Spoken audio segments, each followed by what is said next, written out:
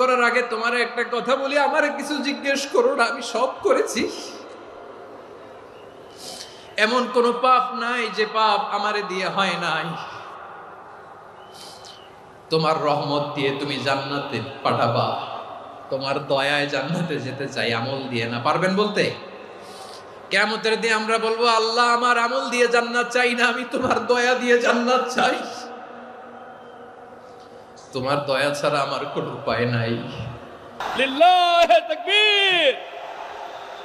নারায়ে তাকবীর, নারায়ে তাকবীর।